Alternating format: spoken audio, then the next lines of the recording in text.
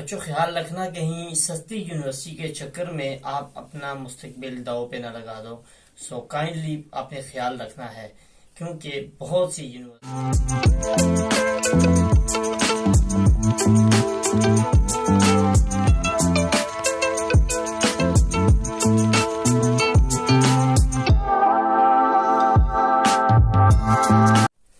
अस्सलाम वालेकुम, वेलकम करते हैं आज की वीडियो में आपको। बच्चों, आज की वीडियो बहुत ही ज़्यादा इम्पोर्टेंट होने वाली है, क्योंकि इस वीडियो में हम बहुत सी ऐसी चीज़ें डिस्कस करेंगे जो कि ख़ास तौर पे उन लोगों के लिए जो अब फैसला कर चुके हैं कि वो चाइना में एडमिशन लेना चाहते हैं, चाहे वो एमबीबीएस के लिए या किसी भी के लिए, और ख़ास तौर पे एमबीबीएस के लिए, कि जो ये फैसला कर चुके हैं कि उन्होंने अब चाइना में ही एडमिशन लेना है, ना कि किसी और कंट्री में या पाकिस्तान में, बल्कि चाइना में वो एडमिशन लेना चाहते हैं। तो उनके लिए ये वीडियो बहुत ज़्यादा अहम है, क्योंकि इसमें कुछ ऐसे पॉइंट्स डिस्कस करेंगे हम जो कि जिनका आपको ख्याल रखना है। उनमें से कुछ ऐसे पॉइंट्स होंगे जिनको आपको करना है, और कुछ ऐसे होंगे जिनसे आपको बचना है। सो काइंडली आप लोगों ने लास्ट तक वीडियो को देखना है और गौर से देखना है, और हो सके तो उन पॉइंट्स को नोट करते जाना है ताकि आपको भूल ना जाए। तो आज की वीडियो बहुत इंपॉर्टेंट है, सो बी काम एंड आराम से वीडियो को देखिए। बच्चों, हमेशा जब भी कंसल्टेंट से या मतलब जैसा कि हम हैं यहाँ पे चाइना में है, तो हमारे से भी अगर कोई रब्ता करता है तो पहला सवाल ये होता है कि भाई फी स्ट्रक्चर क्या है। जाहिर बात है, हर बंदे की एक कंसर्न होती है, फी बहुत ज्यादा अहम होती है। लेकिन एक बात का आपने ख्याल रखना है कि आप कोई भी यूनिवर्सिटी चूज करें, चाहे आप चाइना की या किसी भी कंट्री की यूनिवर्सिटी चूज करें, तो सिर्फ फी स्ट्रक्चर ही ना देखा करें। फी स्ट्रक्चर लाजमन देखें, ये नहीं कि नहीं देखें, लेकिन उसके साथ साथ बहुत सी और चीजें होती हैं जिनको देखना लाजमी होता है।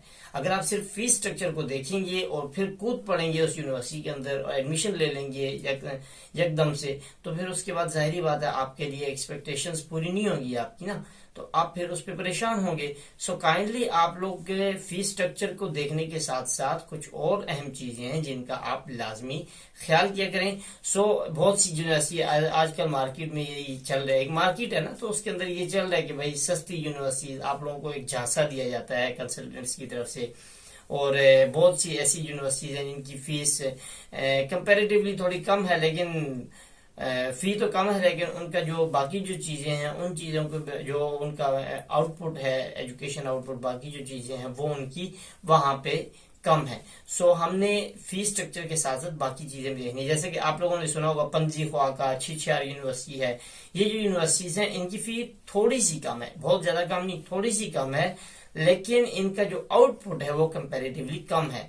तो हमने सिर्फ फी को देख के आप अगर जाएंगे तो फिर आप पंजी ख्वा या छिछियार में ही चले जाएंगे।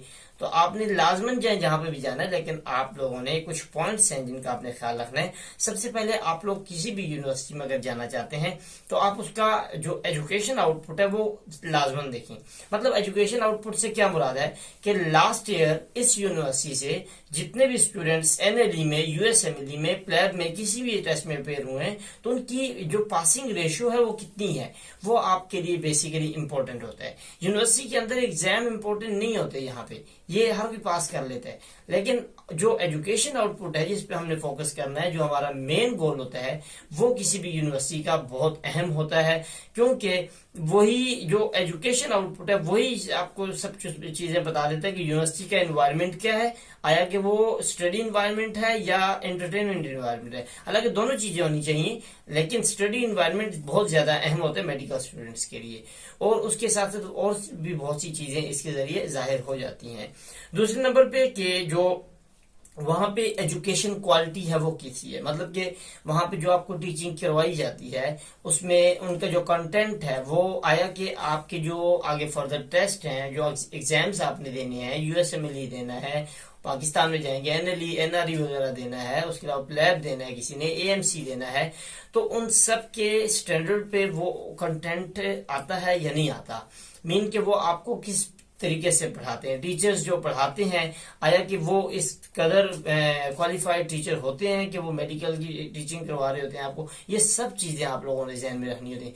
जब एक सब क्वालिटीज पूरी हो रही होती है, मीन आपको स्टैंडर्ड्स के टीचर्स दिए जाते हैं, कंटेंट अच्छा दिया जाता है, स्टडी करवाया जाता है, उसके अलावा आपको मेडिकल इन्वायरमेंट, एक अच्छी फैसिलिटी, टेक्नोलॉजीज लैब के लिए दी जाती हैं, तो फिर ये फीस थोड़ी सी हाई हो सकती है। आप ये इस चक्कर में कि फीस कम हो, इस चक्कर में आप किसी यूनिवर्सिटी में चले जाएं और वहां पे आपको ये चीजें ना मिले, तो आप सोचे फिर आपका मेन गोल तो ना अचीव हुआ ना। जो आपने एनएलई देना है, आपने प्लेब यूएसएम, वो तो गया फिर आपसे।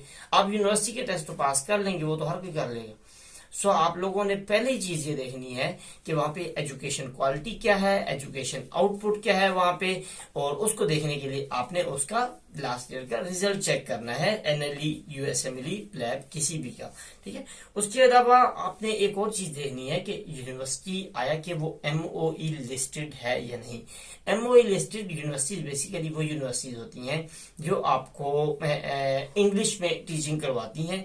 वहां पे उनका एक समझिए क्राइटेरिया यही होता है कि वो इंग्लिश बेस्ड टीचिंग करेंगे।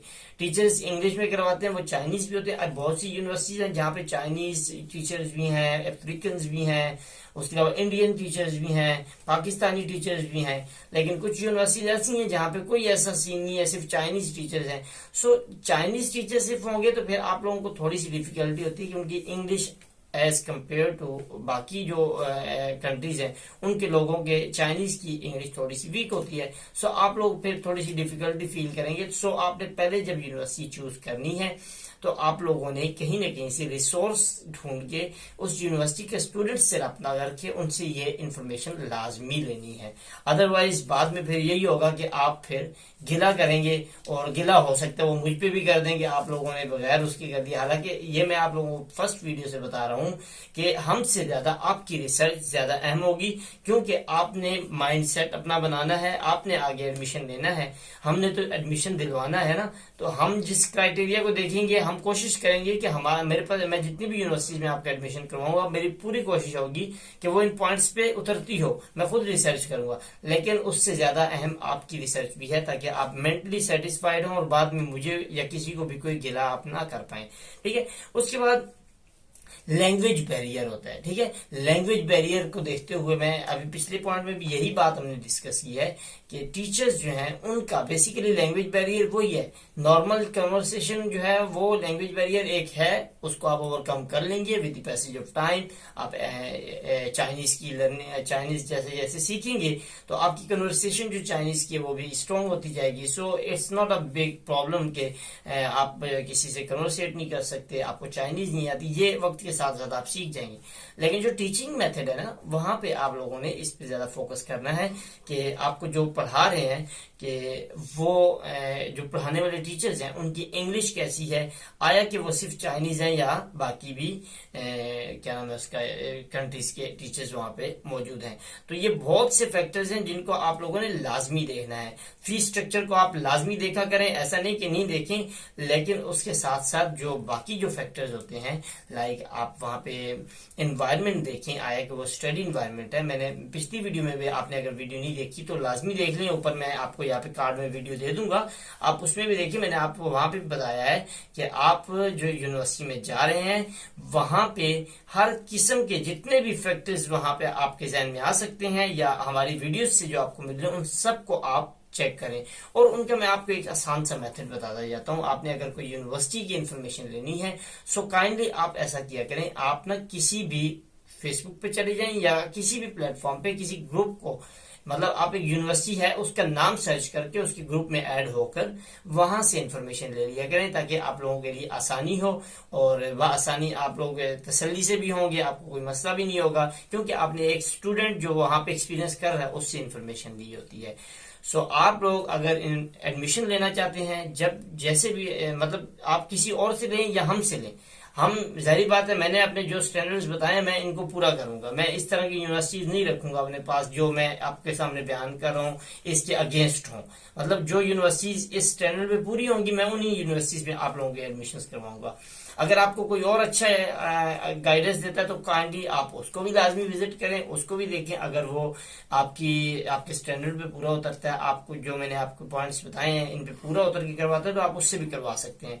तो आप लोगों ने जब भी एडमिशन करवाना है अपना चाइना के अंदर किसी भी मेडिकल यूनिवर्सिटी में, सो फर्स्ट ऑफ ऑल अपनी रिसर्च बेहतर करें। आप अपने ये जो पॉइंट्स हमारी वीडियोस के अंदर होते हैं इनको लाजमी उनके अंदर सर्च किया करें इनके ऊपर। और यूनिवर्सिटीज जो है वो नॉर्मल लेवल की लिया करें, बहुत ज्यादा हाई फी स्ट्रक्चर वाली यूनिवर्सिटीज भी ना किया करें। क्योंकि अगर हाई फी स्ट्रक्चर वाली यूनिवर्सिटी में जाना तो फिर पाकिस्तान में कर लें, पाकिस्तान की यूनिवर्सिटीज भी अच्छी हैं। लेकिन वहां से क्यों छोड़ के बच्चे पाकिस्तान से चाइना आते हैं? क्योंकि वहां पे फी ज्यादा है, फी स्ट्रक्चर ज्यादा है। क्या नाम है इसका, मेडिकल करते करते आपका 1 करोड़ क्रॉस हो जाता है, मतलब कि फी के चक्कर में। तो चाइना इसलिए आते हैं लोग कि यहाँ 55 लाख 60 लाख में जो है आपका मेडिकल कंप्लीट हो जाता है। तो अगर आपने चाइना आना है तो फिर ये थोड़ा सा माइंडसेट बना लें कि इतनी ज्यादा लो फीस वाली यूनिवर्सिटी में भी ना जाएं कि आपकी कोई वहां पे फैसिलिटीज ना हो आपके लिए, आपके मेडिकल एनवायरनमेंट ना हो, लाइब्रेरी वहां पे ना मिले आपको, उसके अलावा आपको अच्छे टीचर्स ना मिले, आपके जो स्टैंडर्ड का कंटेंट है वो आपको ना मिल पाए, और जस्ट इंटरटेनमेंट। सिर्फ चाइना में आना ही लाजमी कोई मकसद नहीं है, बल्कि चाइना में आकर उसके आगे का जो मकसद है, मीन आपका प्लेब, आपका यूएसएमएलई, एनएलई या इसके अलावा एएमसी वगैरह कोई देता है तो वो मेन गोल है, वो अचीव हो। चाइना में आना कोई बड़ी बात नहीं है, वो हर बंदा आ जाएगा।